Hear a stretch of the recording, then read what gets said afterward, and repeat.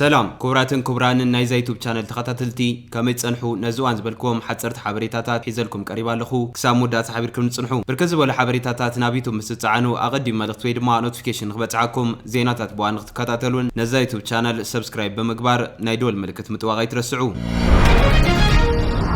أبدو أفريقيا أمريكا وباستر أبو أنا قلقلت بيت كريستيان تجاويو أمريكا وباستر أبدو أفريقيا أبو قلقلت بيت كريستيان كلو بعتقات كم تجاوي سبمز تخبب قليتهم جو سيليفان بحمش مشات مبرغ أو كيب أب تركب كتما جو كبيرة أبزركب فولشيب بابتيست بيت كريستيان حبرت مقاويان أن قلقلن كلو مشفنا أفنا فنجان زلبس وأربعة اعتقاد دكتة بعتات يوم قبل وهاب قال بوليس كابتن أندري بيتجا نمعخن زينة تزاريبو أتوم سبات بنيت ودي 45 عامت باستر سيلفر تيوتا فوريتو زعينة مكينة كابيت خرسيان كرم مهدامهم كلتا تليفونات سرقم دحر بوليستا مكينة تدربي على خيبوما انتقونا جن أسر مستر سوليفان اي ترخبن وهابق المصر قدات وطا أمريكا بوغانو بزعبازي أبدو أفريكا زتجوي أمريكا وزيغا كم زفلتو بمحبار كابدحنت أبوطا هاقرات سركو زيغاتات أمريكا زعب قدامنت كم زيلا نمعخد زينا قليتهم كابيتين بتكا نمرخ بتاتا بزاو حبريتا اتو قداي نابتي خبيدنت زتودبون نقداو قبناتن لعلو اي درجة بالشونان زمرمر بهوكس زفلت فولي أهادو بوليس دو أفريقيا كم زتوهاب ملاخيتو وهاب قال هوكس ليتنال كونريل أفل فامبا بوليس أبز أوانزي نتقدين مركابا ناتهم قبنانياتات نمحازن بزكال خلو يكتاتل الليلو أفنيا سدرا بيت سوليفان جمير هولدما نقازيتا اتخبابي تايمس لايب أبزها وحبريتا اتفتام أبزقات ملقوان مسبعلت بيتون دقو من أبيت خرسيان كم زنبارو بمحبار سموي فلتو ونيرو ميبل عدت باستر ويزورو سوليفان تونيا مورتن ريكارن بوغانا بتزينا لبا كم تسابر أبناي فيسبوك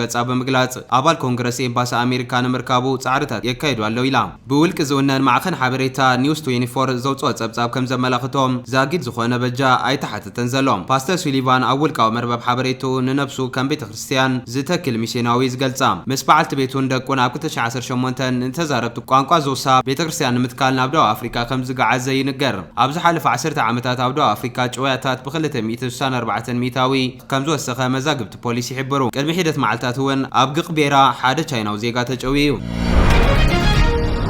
أب كل تشعن عشران حموشان بوتها درا وحيلان أب كل متسرعة هجرت أفريقيا زرزر وتيهم أب أمريكا زمدبروا جلوبال فاير باور نتورك GFP نهجرت عالم بزلون أزوار وتادرا وبزحن تنكرن كالتن باجتن بجيوغرافا كمام تنن زلون تسقاتاتن مسرع بمهابي فلت نحافشة وتادرا وعقمي هجرت أبستفال لعودتات زجمجم عمتها وتصبصاب قبل نتزلوا جلوبال فاير باور أب كل عشران حموشان بوتادرا وعقمن زمزنا 240 حموشان هجرت درجة وتيلهم بتوسخي وتادرت عقم حنت هاجر مسكالوت هاجرات أبزلوا متحببار دبلوماسيا وزمدناتاتن أتتكملوا وتهدراوي تكنولوجي كمزو سنين تصر أبدرجة وتهدروا حيل جلوبال فاير كلتشع عسران حموشان أبكر زسرعة حيل هاجرات أفريقيا موروكو أنغولا ديمقراطية ريبابليك كونغون السودان ليبيان بقدم سعب كابشات شاي كسب 10 يتسرعين اللوام نبتنا أبقدم يكسب 5 يتسرع هاجرات كسجرن كلوام أبقدم أي درجة جبس تسرعت كوينا أبسمين أفريقيا تركب مسمى خلأ مبرغة الدواب جبسي أب أفريقيا تزلع على سراوي زلوا هاجر كوينا لام أب عالم دما مبلغ 19 درجة حيزة تركب جبس وتهدروا عقمان محيال عامته وحدنت ب5 بليون دولار وتهدروا حجز كاب أمريكا تركبن زد ما كاب كالوت هاجرات زايدة رؤيمة أن وتهدروا حجز أمريكا تركب أفريقيا وتهاجري جبرام سراويت جبسي أب رستي أب زيرو جو مأخل مبرغ كابزول سجات ستتان هاجروا أم محلا بتوسخي أو وشت تهاجر نزركب عتقات أم كوزو تارون توافير اللام أجرنيا سراويت حيل أيرن حيل بحرن زلوا جبسي دمر سرع سراويتا 440 حكم زبط تحت حبير اللام أبكالاي درجة استسرعت ألجيريا خوينام سمين أفريقيا هاجر ألجيريا بوتهدر وحيل أو أفريقيا خليت خوينا لام أب عالم دما مبل 20 درجات السريع لام سراويت ألجيريا كابن دار تهاجر بزرخ بوتوت زتان تخوينو زد ما سراويت زمن وأسوار زعتقن صبوس التناز وسرن خونا خيل والام أجرنيا سراويت حيل أيرن حيل بحرن زلوا خوينام بزح سرع سراويتا 325 شح كم زبط تحت حبير اللام أبسال درجات تركب معرب أفريقيا هاجر نيجيريا خوينام أب عالم دما مبل 31 درجات ተሰሪዓላ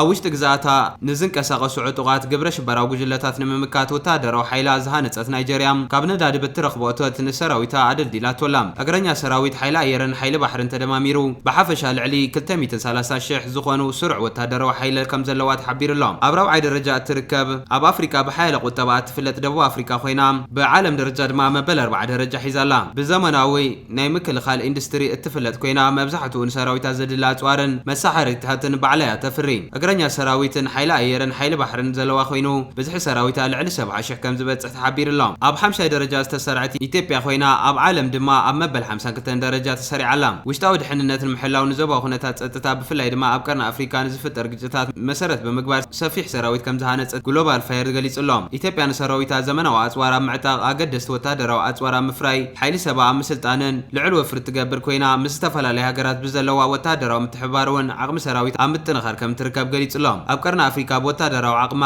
ቅድሚ ሰሪዕዋ ዘሎ ኢትዮጵያ ሰራዊት ኢትዮጵያ ብቐንዱ ኣብ ውሽጢ ሃገር ንዝንቀሳቐሱ ዕጡቃት ጉጅለታት ንምቁፅጻር ዝተዋፈረ ይብል እታ ሃገር ኣብ ካልኣይ ሃገራት ንዝካየድ ተልእኮ ዓቃቢ ሰላም እውን ዓብዪ ኣበርክቶ ከም ዘለዋ ገሊጹሎም ኢትዮጵያ ኣጋር ሰራዊት ሓይሊ ኣየርን ሓይሊ ባሕርን ኣለዋ ዝበለ ግሎባል ፋየር ሓፈሻዊ ልዕሊ 160,000 ስሩዕ ሰራዊት ከም እትውንን ገሊጹሎም እዚ ከምዚ ኢሉ እንከሎ መራሒ ኢትዮጵያ ቀዳማይ ሚኒስትር ኣብይ ኣሕመድ ኣብ ዝሓለፈ መዓልትታት ምስ ሓዱሽ መራሒ ሕብረት ኣፍሪካ መሓመድ ዓሊ ዩሱፍ ዘተዘካየደ ኮይኑ ኣብ ዘካየዶ ርክብ ነዚ በዓል ስልጣን ምስ ፕሬዚዳንት ሃገረ ኤርትራ ኢሳያስ ኣፈወርቂ ንኸረኽቦም ሕቶን ምሕፅንታን ከም ዘቕረበሉ ምስቲ ሃገር ቅርበት ዘለወን መራኸቢታት እናገለጻ ይርከባ በዓል ስልጣናት ስርዓት ብልጽግና ኣብ ዝሓለፈ እዋን ናብ ኤርትራን መንግስቲ ኤርትራን ቅሉዕ ዝኾነ ምንቅስቓስ ከካይዱን ጸኒሖምን ኣለውን መንግስቲ ኤርትራ እውን ብወግዓዊ መራኸቢታቱ ኣቢሉ ስርዓት ብልጽግናን መንግስቲ ኢትዮጵያን ናብ ኤርትራን መንግስቲ ኤርትራን ገጾም ዝገብርዎ ዘለው ምጡቕታኽን ምውስዋስን ደው ንኸብልዎም ማሕበረሰብ ዓለም ከዓ ንተግባራቶም ክኾንን ጻውዒት ከም ዘቕረበ ዝፍለጥ እዩ ሕጂ ድማ መራሒ ኢትዮጵያ ቀዳማይ ሚኒስትር ኣብይ ኣሕመድ ምስ ፕሬዚዳንት ሃገር ኤርትራ ኢሳያስ ኣፈወርቂ ንኽራኸብ ሕቶ ከም ዘቕረበ ተሓቢሩ ዘሎ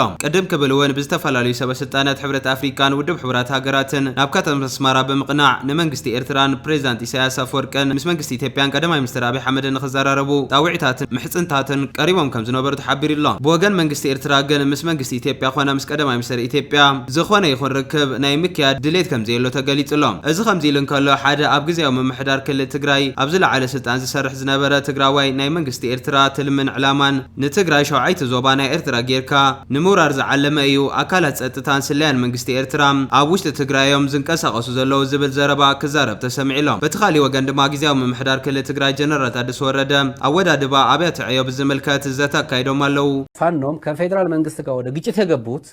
የሰላም ፕሪቶሪያ ሰላም ስምምነት ተፈረመ በሚል ነው ምክንያቱም ሻዕቢያ ሙሉ በሙሉ ማጥፋት ስለሚፈልግ የትግራይን ህዝብ የትግራይን ኃይል ኢትዮጵያን ማፍረስ ስለሚፈልግ በዛ ቀጥሎ ይሄንን በማጥፋት እዚህ ጋር ደግሞ ያፈርሳል ስለዚህ ለኢትዮጵያ የምትመች ለኤርትራ የምትመች ኢትዮጵያ ኤርትራ የብቻችን ኢትዮጵያ ደግሞ የጋራችን ብሎ እንደፈለገ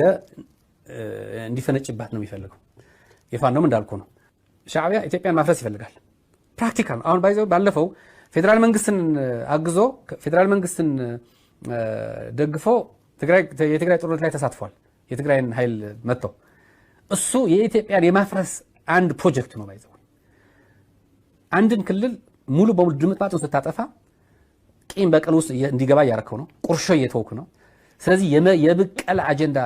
ጥለህለት ወጣለ ከዛ የብቀል አጀንዳ ደግሞ ይጀምራል ተመልሶ እንደዚህ እየተበቃቀልክ እየተገዳደልክ እንድትኖር የማድረግ ነው ይሄ የድሮ ህልም ነው የሻዕቢያ የድሮ ህልም አሁን ጦርነትን እንዲፋፋ የሚፈልገው የኢትዮጵያን መንግስት አፍርሶ ኢትዮጵያን ተቆጣጥሮ ስልጣን እንዲረከብ አይደለም የህወሓት የደብረጽዮን ህወሓት አንጃ የሚፈልገው ምናልባትም ከሻዕቢያ ጋር ሆነ ኢትዮጵያን አፈርሳሉ ትግራይ ክልል ውስጥ እንደፈለጉ ያደርጋሉ የፈለጉትን ሀብት ይወስዳሉ ሲፈልጉ ከኤርትራ ጋር ተቀላቅሎ አንድ ሀገር ለመሆንም አጀንዳ አላቸው ምናልባት ሻዕቢያ የሚላቸው አንድ ሀገር ለመሆን ሳይሆን ኤርትራ የምትባል ሀገር ሆና ትግራይ ደግሞ እንደ አንድ ዞን እንድትታይ ነው የሚፈልገው የትግራይ ትግርኝ የሚለው ፕሮጀክት ነው አይደለም እሱ ሌላ ፕሮጀክት ነው የሻዕቢያ ፕሮጀክት ኤርትራነት ብቻ ነው ማጉላት የሚፈልገው ስለዚህ ትግራይን ሰልቅጦ ትግራይን እንደ አንድ ዞን ሰባተኛ ዞን አድርጎ ለዛውም ማይኖሪቲ ግሩፕ አድርጎ ከማንም ጋር እንዳይቀላቀላሉ ምክንያቱም the rest of የኤርትራ ፓርት ቀይሮታል በዲሞግራፊም በምንም በቋንቋም በምንም ድብልቅልቅ አድርጎታል የአረብኛም የትግርኛም የትግረም የሚባል የምን የሚባል ቋንቋዎች በሙሉ ደበላልቆ ትግርኛና አረብኛ ነው ቋንቋው የሀገሪቱ የሥራ ቋንቋ ስለዚህ ብሔር የሚባል ነገር እንዲጠፋ አድርገዋል። 9 ብሔሮች አሉ። ይሄ እንደዚህ ነው የሚባል ነገር የለም። ብሔርህ ለማጉላት በብሔርህ ለመዘመር እንዲህ ለማድረግ ማንም አይፈቅድልህ። ሶ ትግራይ ክልልን ከቻለ ሁሉንም የትግራይ ክልል ካልቻለ ደግሞ 2 ዞኖች ይዞ ሰሜን ምዕራብ የሚባለውና ማዕከላዊ ዞን የሚባለው የምስራቃዊ ዞንም የሆኑ ቦታዎች ይዞ ከምዕራብም የተወሰኑ ቦታዎች ይዞ እስከ ሁመራ ድረስ ተቆጣጥሮ ከሁመራ ወደዛ ያለው ደግሞ ለፋኖ ሰጥቶ ምናምን እንዲህ ነው እያደረጉ ያለው። ወራድዋ አብያተ ዕዮ መንግስቲ ቀጸልታ አንፈታትን መደባትን አመልክቱ ክዝትት ጸንሐ ካቢኔ ፕሬዚዳንት ጀነራል ታደሰ ወረደም ትማል ድማ በቢሮ ሲቪል ሰርቪስ ተዳልዩ ዝቀረበሉ ኣብ ወራድዋ አብያተ ዕዮ መንግስቲ መሰረት ገይሩ ዘተ ኮይኑ ድሕሪ ሰፊሕ ምይጥ ድማ ብሙሉእ ድምፂ አጽዲቅዎሎም። ፕሬዚዳንት ጀነራል ታደሰ ወረደም ኣብቲ እዋን ከም ዝበልዎም እዚ ወራድዋ ነቲ ኣብ ስራሕ ዝጸንሐ ብመሰረቱ ዝልውጥ ዘይኮነስ ዝነበረ እዚ ሰንሰለት ብዘወግድ ውፅኢታውነት ናይቶም ትካላትን ሓይሊ ሰብን ብዘረጋግፅን ልዕሊ ኩሉን ቅድሚ ኩሉን ድማ ውዕሊ ፕሪቶሪያ ብምልእነት ክፍጸም ብዘኽእል ኣገባብ ንምትዕራይ ዝዓለመ ምዃኑ ገሊጾም እዮም። ፕሬዚዳንት ጀነራል ታደሰ ወረደ ኣተሓሒዞም ቀንዲ ምምዕራይ ኣብ ወራድዋ ኣብያተ ዕዮ መንግስቲ ዘድለየሉ ምክንያት ኣብዚ ሓፂር ግዜ ውዕሊ ፕሪቶሪያ ብምልእነት ክፍጸም ዘኽእሉ ኣወዳድባታት ንምትእትታውን ኣብ ህዝብና ዘሎ ዙርያ መለስ ጸገም ንምፍታሕን ማእኸል ዝገበረ ምዃኑ ሓቢሮም። ካብቶም ኣብ ተሓዱሽ ኣወዳድባ ዝተኻተቱ ኣብያተ ዕዮታት ሓደ ድማ ተግባራ ውዕሊ ፕሪቶሪያ ዝከታተል ሰክሬታርያት ምዃኑ ወሲኾም ገሊጾም ኣለዉ። ተዘማዲ ዜና ብዛዕባ ምምላስ ተመዛበልቲ ምክያድ ፖለቲካዊ ልዝብ ምስ መንግስቲ ፌደራል ምስ ስንባትን ዳግመ ጽምበራን ሰራዊት ትግራይን ወዘተን ኣብ ዝብሉ ዓበይቲ ዛዕባታት ኣብ ውዕሊ ፕሪቶሪያ ዝምርኮስ ኮይኑ ዓርሱ ዝኸኣለ ኣወዳድባ ክህልዎ ምግባር ግድን ከም ዘድሊ እዮም እቶም ፕሬዚዳንት ሓቢሮም ዘለዉ። ኣብ ፈጻጽማ ዝምልከት መንግስቲን ፖለቲካ ፓርቲታትን ብሓባር ኮይኖም ዝከታተልዎ ምዃኑ ዝገለጹ እቶም ፕሬዚዳንት ኣብ ዝቕጽል ሓደ ዓመት ብፍላይ ድማ ሓድነት ህዝቢ ትግራይ ዝያዳ ኣብ ምጥንኻር ብቐጻልነት ከም ዝስራሕ እውን ኣመልኪቶም። ፖለቲካዊ ባህልና ኣብ ምድምማጽ ምክኣልን ምክባርን ዝተመስረተ ንምግባር ብልዑል ቆላሕታ ክስራሕ ከም ዘለዎ ዝገለጹ ፕሬዚዳንት ታደሰ ወረደ ኣብ ትግራይ ዘሎ ናይ ፖለቲካ ጸገም ብዘላቕነት ንምፍታሕን ሓድነት ህዝቢ ትግራይ ዝያዳ ንምጥንኻርን ተሓሳቢ ዝገበረ ምምሕዳራዊ ስርዓት ከም ዝትከል ድማ ኣብሪሆም እዮም። ፖለቲካ ትግራይ ካብቲ ዘለዎ ዘይራኸብ ጸፍሒ ወፂኡ ምዕሩይ ፖለቲካዊ ባህሊ ንምህናጽን በዘቢልካ ድማ ብቐጻልነት ናብ ዝሓሸ ፖለቲካዊ ስርዓት ንምስጋርን ከም ዝስራሕ እውን ሓቢሮም። ፕሬዚዳንት ጀነራል ታደሰ ወረደ ብተዛማዲ ርክባት ወረዳ ምስ ወረዳ ዞባ ምስ ዞባ ብቐጻልነት ብምፍጻም ኣብ ህዝቢ ትግራይ ጸንሐ ስጡም ሓድነት ዝያዳ ንምጥንኻርን ፖለቲካዊ ባህሊ ትግራይ ምዕሩይ ንምግባርን ከም ዝሕግዝ ሓቢሮም። በቲ ዝተገበረ ሓድሽ ምትዕራይ መሰረት ድማ ቅድሚ ሕዚ ኣብ ስራሕ ዝነበረ ካቢኔ ሰክሬታርያት ዝተዓጸፈ ኮይኑ ብቐጥታ ድማ ቢሮታት ንፕሬዚዳንት ተጸዋዕቲ ክኾኑን ሓደ ምክትል ፕሬዚዳንት ክህሉን ተገይረሎም። በቲ ዝተገበረ ውስን ምትዕራይ መሰረት ድማ ኣብ ሓፂር እዋን ውስን ናይ ኣመራርሓ ለውጢ ከም ዝግበር ኣንፈት ተቐሚጦሎ ክብል ቤት ጽሕፈት ፕሬዚዳንት ሓቢሮሎም።